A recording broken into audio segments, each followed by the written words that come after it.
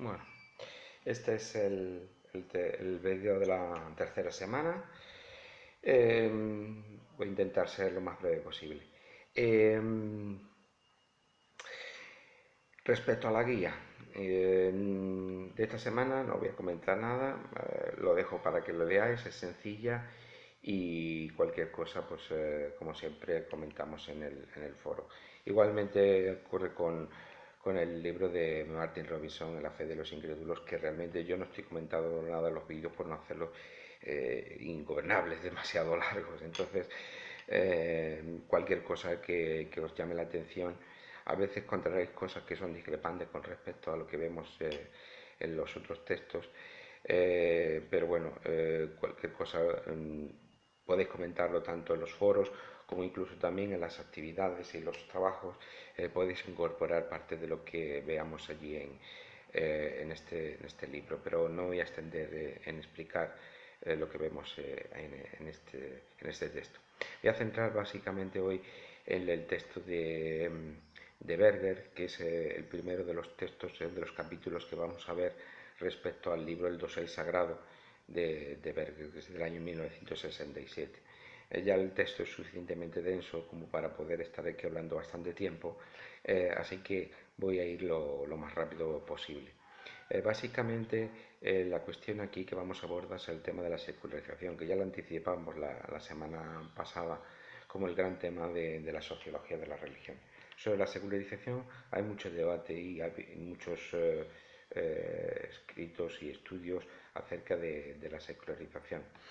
Básicamente decir que desde que Comte, Spencer y Pareto comenzaban la sociología todavía, que no era considerada como sociología, allá por finales del 18 y principios del 19, se hablaba ya de la secularización como un proceso unilineal, un proceso en el que conforme la modernización iba teniendo lugar eh, en, en Occidente, pues el elemento de la religión, ya fuera desde un punto de vista institucional o desde un punto de vista de la práctica y de la fe religiosa, se iba a ir perdiendo hasta el punto que desaparecería. Estos autores como por ejemplo Comte era algo deseado, un horizonte deseado. Después ese paradigma de la secularización se ha mantenido hasta bien entrado el siglo XX como algo ineludible, como algo irreversible. Esto ya hoy no se sostiene como tal. Por eso digo que el proceso de la secularización se ha entendido desde muchos puntos de vista y es muy controvertido. En propio Berger se habla de que hay una evolución en su obra y que quizás se puede plantear como una ruptura entre un primer Berger hasta que estaría inaugurado por sus primeras obras, los sagrados entre ellas, hasta llegar a partir de los años 90 cuando hay un cambio de énfasis, de tono, incluso de paradigma, hablan algunos en Berger. Esto ya lo valoraremos en su momento y lo veremos. Pero básicamente lo que nos interesa destacar hoy respecto al resumen del libro de este capítulo, del libro del dosel sagrado, es ver cómo define Berger la secularización.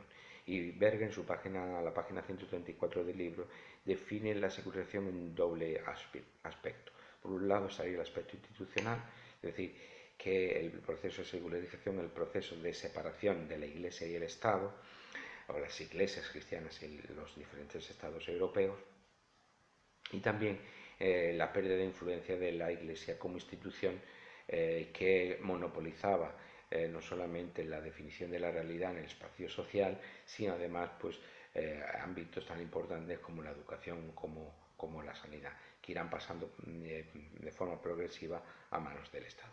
Ese sería el proceso de secularización a nivel institucional.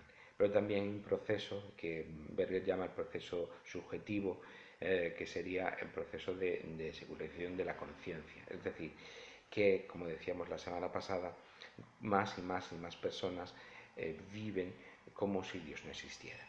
En el Dios sagrado, Berger todavía mantiene parte de la perspectiva clásica, de lo que el paradigma clásico de la secularización, como un proceso que va a seguir desarrollándose conforme la modernización vaya avanzando. Pero la sociología de la religión no se contenta con describir este proceso, sino intenta explicar el porqué. Y lo que tenemos que tener en cuenta es que la secularización es un proceso lo suficientemente complejo como para que no tenga una única causa, sino que se deriva de un conjunto de causas, es un fenómeno multicausal. Entre esas causas, en este capítulo, Berger señala las causas que corresponden a la propia tradición cristiana y su anclaje en las escrituras, en la Biblia. Para explicar esto hay que entender que el Antiguo Testamento surge como religión y como definición de la realidad frente a un ámbito cultural y religioso que es el que denomina Berger de matriz mítica. Es decir, todas las sociedades arcaicas y las religiones arcaicas, como las vemos, todavía perviven en las religiones tradicionales africanas, o chinas o asiáticas. En su momento fue también las religiones tradicionales americanas. Allí donde hay esa religión tradicional encontramos la cultura de matriz mítica, que significa que entre el ser humano y Dios, lo divino, lo sagrado, como se conceptualiza en cada contexto, hay un continuo de ser. Es decir, que entre el ser humano y el cielo no hay un vacío, sino lo que hay es está poblado de demonios, de ángeles, de reyes divinizados, de ancestros, de muertos vivientes, de espíritus, de ángeles, etc. Cada contexto lo conceptualiza de una determinada manera. Y precisamente la religión del Antiguo Testamento, la religión bíblica, surge como una secularización respecto de esta cosmovisión o con esa cultura de matriz mítica. ¿Qué significa esto? Pues que hay una emergencia del monoteísmo en el Antiguo Testamento, emergencia de un monoteísmo que se entiende de forma trascendental. Eso significa que si las religiones de matriz mítica todo es sagrado, es decir, todo es un continuo y por lo tanto lo divino, lo sagrado, forma parte del mundo. En la religión bíblica Dios es creador y por lo tanto hay una diferenciación, una diferencia entre Dios y su creación y Dios y el ser humano. Eso es lo que se llama la trascendentalización de Dios. Y por otro lado,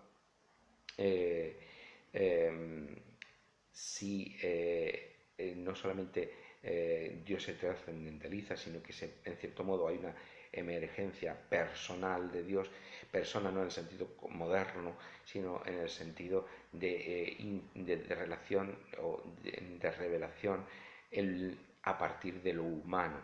De ahí surge también el concepto de historización de la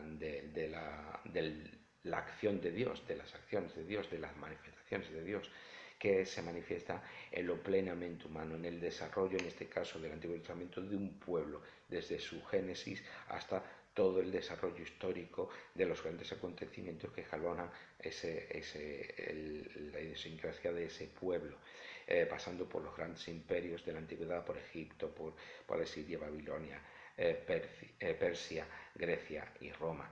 En ese devenir histórico Dios se manifiesta y sus promesas se dan en ese contexto. Además, ocurre también que la religión de Israel tenemos que hay un proceso que si en las religiones míticas teníamos la noción de tabú como el elemento principal, no un elemento moral o ético como nosotros entendemos en la modernidad, sino desde un punto de vista de que una determinada ley, una determinada prescripción de ámbito religioso supone un tabú que no se puede transgredir porque acarrea un perjuicio, un peligro de muerte para el propio ser humano. Aún quedan nociones de eso en el concepto de pecado en el Antiguo Testamento, así como un poder externo al propio ser humano, incluso como una realidad sustancial que mancha o que contamina o que vuelve impuro las realidades humanas. Desde esa noción hay una emergencia de lo ético que también se da en la propia Biblia, así como la emergencia de lo individual. Esto dicho de una forma muy sintética, muy reduccionista, incluso muy precaria, porque es un tema muy complejo. ¿Esto qué supone? Supone que se crea un espacio de autonomía entre Dios y el ser humano, que lleva a que en la propia Biblia haya un elemento secularizador, en germen, en semilla, que el desarrollo posterior del cristianismo va a neutralizar en parte por el desarrollo del cristianismo de la Edad Antigua y después de la Edad Media, en la que por influencia y absorción de elementos de otros contextos religiosos y culturales de matriz mítica van a ser incorporados y van a limitar ese proceso secularizador.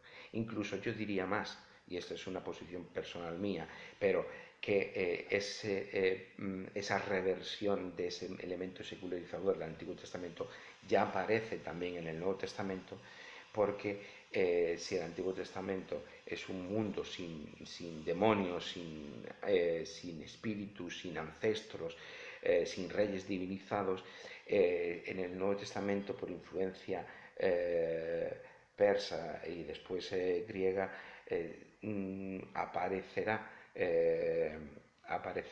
allá en el Nuevo Testamento, aparece una sociedad en la que hay un cierto reencantamiento, por usar la expresión de Weber. Pero bueno, esto ya sería otro tema más complicado.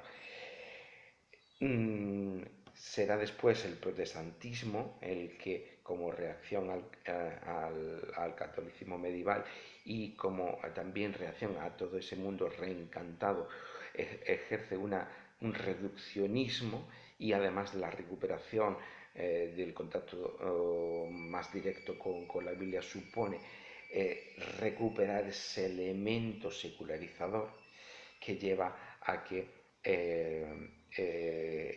con otras causas, no esta es la única causa, sino con otras causas harán de catalizador o portador secundario de esa secularización. Con esto yo creo que podéis haceros cargo del texto de Berger, estudiarlo bien, leerlo con detenimiento, reflexionar sobre la sugestiva tesis que él presenta, que no es el único en hacerlo, pero que le da una cierta amplitud, y podemos comentarlo, podemos reflexionar en el foro. Allí os espero.